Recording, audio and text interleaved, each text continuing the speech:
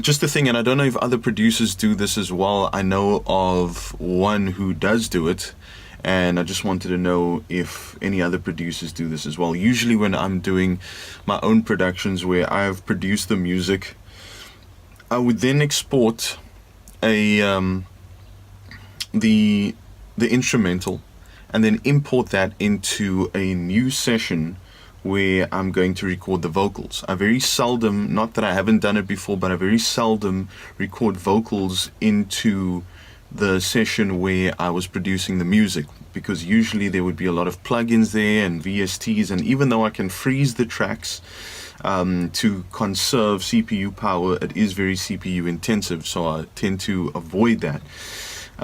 So usually what I do is I would import the instrumental track into a new session, then record vocals there, and then at a later stage I would import the stems or the separates of the instrumental into that session, and then do a complete mix, which I will then send off for mastering. But I've seen this done before with at least one other producer by the name of Amin Harron, and from the snippets from Instagram, his Instagram stories, I don't know if it's the same thing that he's doing that I've done as well. It could be for that purpose, where you actually export a rough mix of the vocals that you've recorded, and then you import that back into the session where you've produced the music. And then if you want to then change certain things in the instrumentation in terms of arrangement, or maybe add or take away certain things in the instrumental that will better suit the vocals and the arrangement of the song, then you would do that and then go through the whole process of exporting stems. Or you could actually just finish, take the vocals then that you've recorded, put it back into your music production session and finish the mix there. I've seen that, I've done that, and I've seen that done before. And some will say that it's not ideal, but that's what I've done here with this particular interlude. Okay, so this is the vocal session, right? And you can see here that I've muted the track because I've already exported the vocals, and this is what it sounds like without the music. Out of patience, out of time, waited long enough, you're going out your mind. You got questions, and so do I, but we gotta take it slow, you know it's worth a try. So girl, this ain't nothing but an interlude, and I wanna get it right for you, just to show how much I mean to you. And do I mean to you the same you mean to me? This ain't nothing but an interlude, and I wanna get it right. I know this ain't nothing new to you, I don't think I could get over you. Tell me how I can get through to you, ready when I get through to you, girl. I don't know. I mean, I know we said we have to be patient with this thing, but I'm not sure I can wait anymore. I don't think you can either. Cool, so those are the vocals a cappella without the music, and that female voice that you've heard there is the lovely Tia Black. I just asked her randomly, can you do me a favor and just record on a voice note? So that's why you'll hear all that background noise, because that's the effect that I wanted. Just send me literally a voice note, and I gave her the script, and that's what she did. I said, you know, make it sound like your voice is very groggy, very sleepy, you know, it's the middle of the night kind of voice note that you're going to get, very sensual, so worked perfectly. And this isn't the final mix of the vocals. I just slapped on some effects quickly, EQ, compression, reverb, etc., so that I can just have more or less what it's going to sound like, and then put that back into you know, the main session. So what I would normally do is then export this, Command B, and rename it, export it, etc., etc., etc., which I've already done, and then open the other session. Cool. So then over here you can see I've already imported it, interlude vocals only, and this obviously has the instrumentation on it, the MIDI files, as you can see. So then from there I would work on some more of the music, or what I want to keep, what I want to take out, what I want to add, what I want to change in terms of the arrangement to better suit the vocals. And let's see, what do I have going here?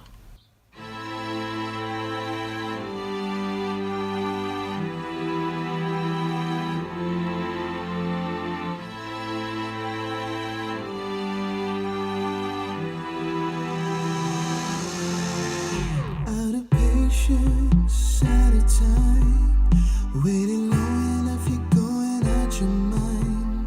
You got questions, and so do I, but we gotta take it slow, you know it's worth a try. So girl, this ain't nothing but a need to lose, and I wanna get it right for you, just to show how much you mean to you. And do I mean to you the same you mean to me? This ain't nothing but a need to lose, and I wanna get it right. Oh, this ain't nothing new to you. I don't think I can get over you. Tell me how I can get through to you. Really wanna get through to you. Yeah, actually that doesn't sound like half bad already, but obviously there's some things that I'd like to do to the track, so I'm gonna get to it right now. This ain't nothing new to you. This ain't nothing new to you. I don't think I can get over you.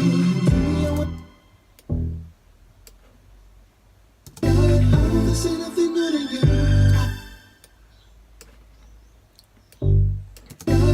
This ain't nothing new to you. I don't think I can get over you. Tell me how I can get through to you. This ain't nothing new to you. I don't think I can get over you. Tell me how I can get through to you. Really wanna get through to you, girl. This ain't nothing new to you. I don't think I can get over you. Tell me how I can get through to you. Really wanna get through to you, girl. This ain't nothing new to you. I don't think I can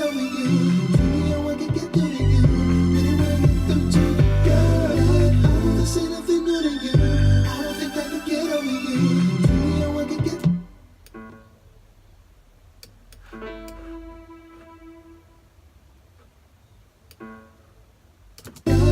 This ain't nothing new to you.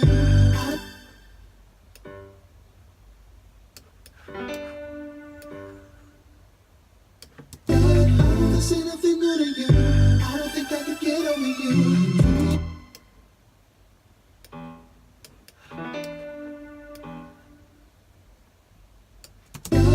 This ain't nothing new to you.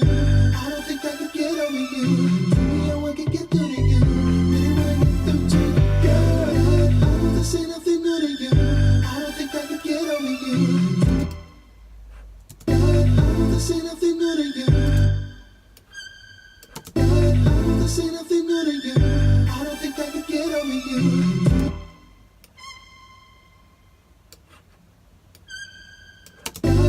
This ain't nothing new to you. I don't think I can get over you. Tell me how I can get through to you.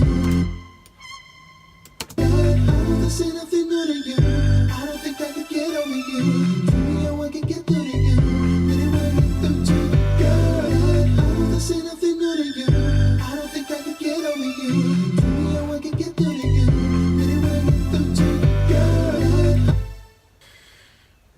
Yeah, it's better now.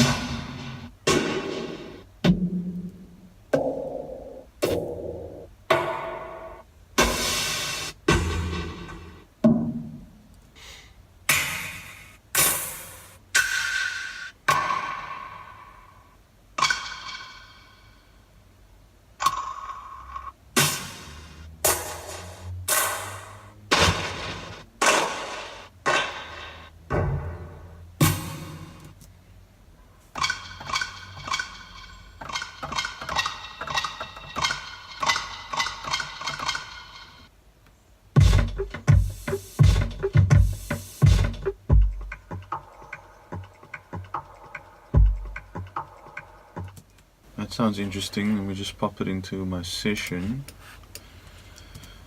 Then time stretch it to my tempo.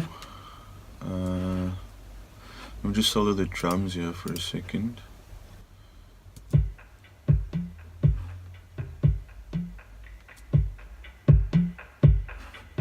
Add in that loop. Let me just take out the low end on that because I already have a kick.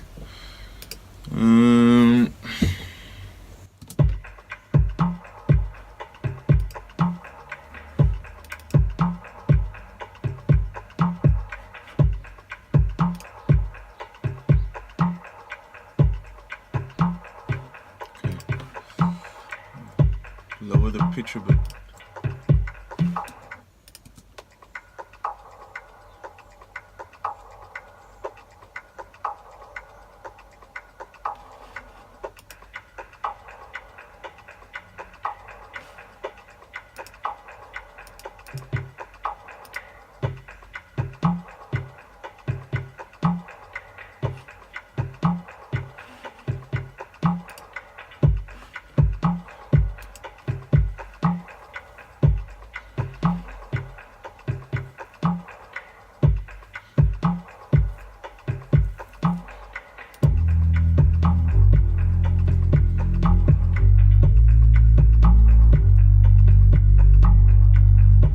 That could work.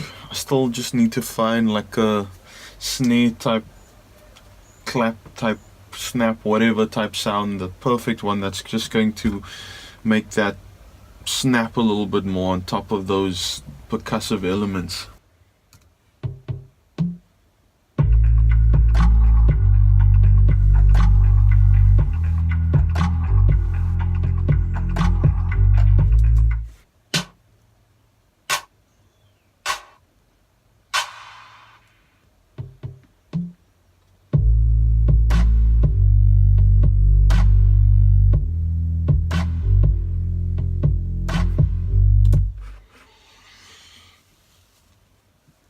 I did not like that snare from early on, so I changed it to more traditional sounding snare. Let's try this.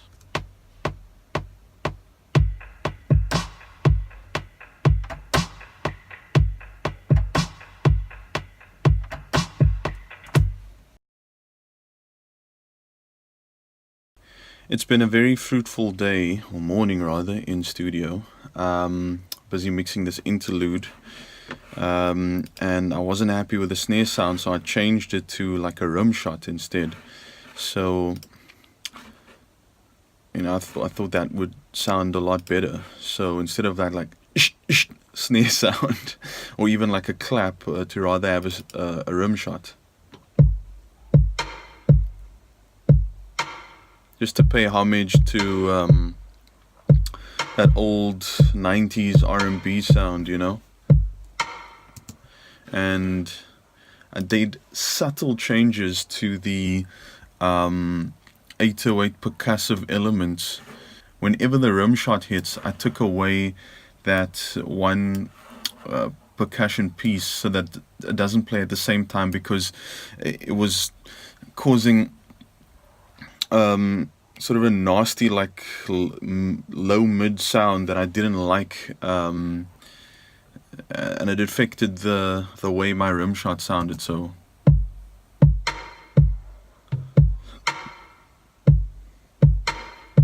when those percussive elements play on their own, then I had it all there.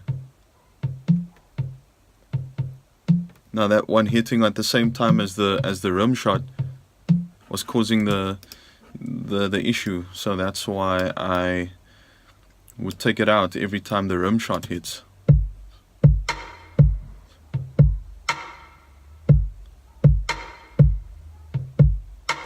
I also made some changes to the one percussive element that was going.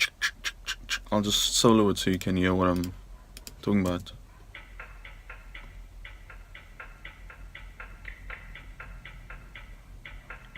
So you'll hear that there's like a moment where it like breathes for a little bit. It doesn't play all the time like it used to. So together it gives that a nice movement. So when that rim shot hits, there's a little bit of breathing space, a little bit of a rest. And this other filtered sort of percussive element that I added.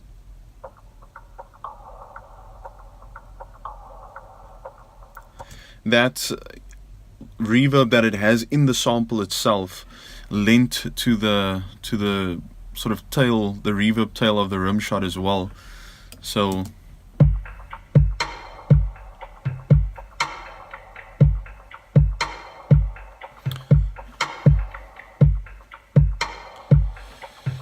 bass,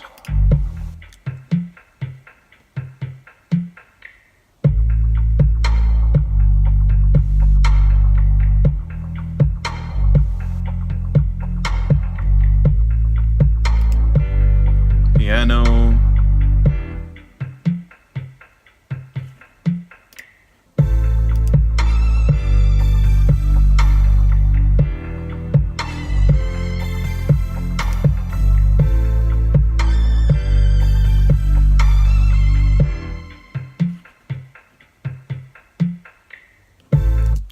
so yeah, I just want to listen to the mix from the top because I implemented techniques from Graham Cochran of the Recording Revolution, and where what I did was I started with doing a mix, what's known as a static mix. So it's just levels and panning. So just volume levels and panning. And then what I did was on the mix bus, I put a little bit of saturation as well as some compression. Very slight, just 1 dB gain reduction, slow attack, fast release, just so that it can give it that punch. And then I flipped the mix into mono, and then did all the EQ and compression on the individual elements, those that needed it, of course. I didn't put it on everything, to get the EQ and compression right. And then I did the effects, reverb, delays, automation, that sort of thing. Flipped it back into stereo to hear what it sounds like. Sounded okay. I did some more tweaks. So yeah, there's still some things that's bothering me, especially about that lead vocal. There's certain points where it's just like jumping out a little bit too much. So I think what I might just do, instead of, because there's already 2 compressors on there, I'm trying to stack the compressors again, just like Graham said, and do slight gain reduction on each of them, so that it has a greater total effect, as opposed to doing one compressor that does all the hard work. So I think what I would do is I'm going to try and put a vocal rider on the lead vocal, especially, just to level out everything before it hits the compressor, and see if that works.